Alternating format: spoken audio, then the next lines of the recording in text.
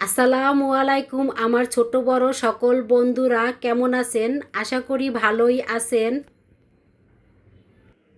আজ আমি lemon chicken রেসিপিটি শেয়ার করব। যাদের মুখে রুচি নাই, কোনো খাবার খেতে ভালো লাগে না, একটু ভিন্ন রকমের করে রান্না করলে খেতে কিন্তু ভালোই লাগে।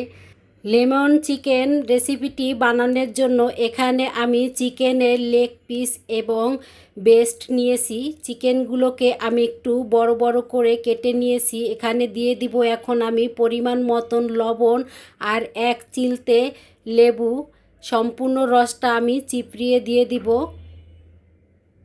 এখন আমি হাত দিয়ে ভালো করে মিশিয়ে এটাকে রেস্টে রেখে দিব। এতে করে লবণ দেওয়াতে চিকেনের ভিতর থেকে পানিটা বের হয়ে যাবে, আর লেবুর রস দেওয়ার কারণে চিকেনের যে একটা আষ্টে গন্ধ থাকে সেটাও চলে যাবে। অল্প পরিমাণ কিছু ভাজা মশলা বানিয়ে নিব। তা প্রথমে দিয়ে দিলাম কালো গোলমরিচ, শুকনা মরিচ, লং, এলাচ আর দিয়েছি গোটা জিরা। এখন আমি হালকা করে ভেজে নিব। সুন্দর একটা ফ্লেভার যখন আসবে তখন আমি চুলার থেকে নামিয়ে নিব। যে সকল বন্ধুরা ভিডিওটা দেখতেছেন এবং দেখতে দেখতে এই পর্যন্ত চলে আসছেন, এখন পর্যন্ত একটা লাইক দেন নাই, প্লিজ বন্ধুরা একটা লাইক দিয়ে দিবেন। আদা রসুনের পেস্ট বানিয়ে নিব। তাই এখানে আমি দিয়ে দিলাম পরিমাণ মতন আদা আর পরিমাণ মতন রসুন, আর দিয়ে দিলাম কিছু ধইনা পাতা একদম ডাটা সহ, আর দিয়ে দিছি 4টা কাঁচামরিচ।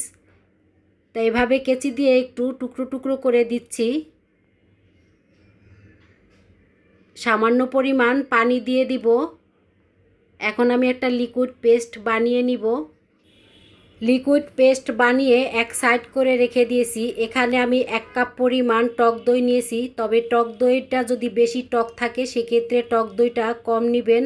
তাই এখানে টকের পরিমাণটা টক দইতে কম আছে, এজন্য আমি এখানে 1 কাপ পরিমাণ নিয়েছি। আর যেই পেস্টটা বানিয়ে নিয়েছিলাম আদা রসুন আর ধনিয়া পাতার, সেই পেস্টটা আমি সম্পূর্ণটা এখানে দিয়ে দিয়েছি। চামচের সাহায্যে দুটো উপকরণ ভালো করে মিশিয়ে নিব।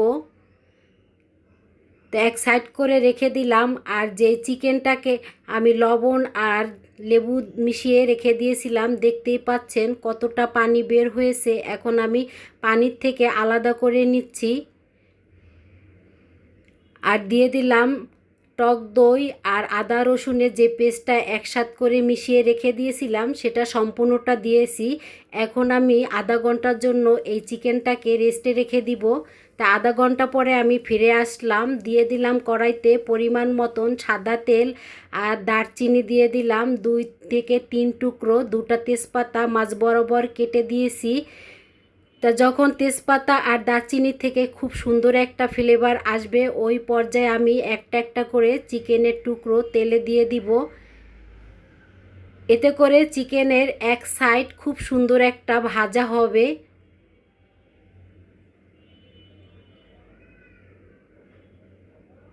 আমার এই রেসিপির কোনো অংশ যদি আপনাদের কাছে ভালো লেগে থাকে তাহলে এই ছোট্ট চ্যানেলের পাশে একজন মিষ্টি সদস্য হয়ে থেকে যেতে পারেন। তা এভাবে আমি 5-7 মিনিটের মতন রেখে দিয়েছিলাম। দেখতেই পাচ্ছেন অনেকটাই পানি বের হয়ে গেছে আর চিকেন থেকে। এখন আমি নেড়ে চেড়ে দিচ্ছি।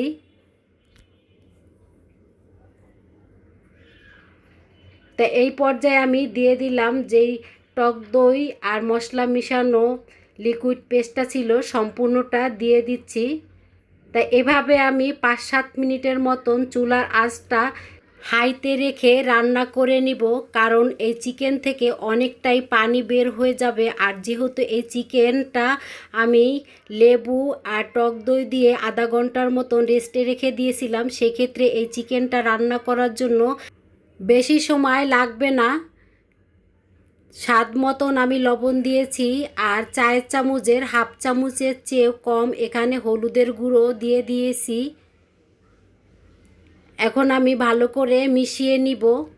গরম মশলা ভাজার সময় আমি গোটা ধনিয়া দেই নাই, কারণ হাতের কাছে ছিল না। তা আমার হাতের কাছে ছিল এখানে গুঁড়ো ধনিয়া, সেখান থেকে হাফ চামচ পরিমাণ দিয়ে দিলাম। এখন আমি ভালো করে নেড়েচেড়ে মশলাগুলো মিশিয়ে নিব।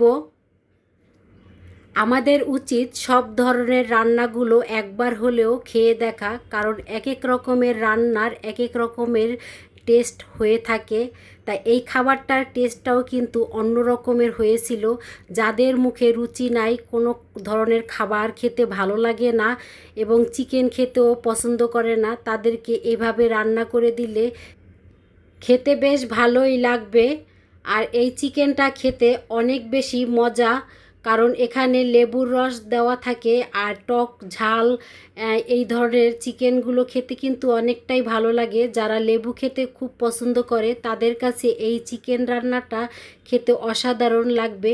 আর দুপুরে গরম ভাতে অথবা সাদা পোলাওর সাথে, ফ্রাইড রাইসের সাথে এই ধরনের খাবারগুলো খেতে কিন্তু অনেক ভালো লাগে। তাই তো চিকেনটাকে আমি খুব সুন্দর করে কষিয়ে নিয়েছি আর এখানে পরিমাণ মতন পানি দিয়ে দিলাম। আর আমি যেই ভাজা মশলাটা করে রেখে দিয়েছিলাম সেটা দিয়ে দিলাম। এখানে চায়ের চামচের 1 চামচ পরিমাণ, সম্পূর্ণ মশলাটা দেই নাই। আর এখানে দিয়ে দিলাম আমি লেবুর রস, আর এখন দিয়ে দিচ্ছি একটা গন্ধরাজ লেবুর উপরের সাইডটা।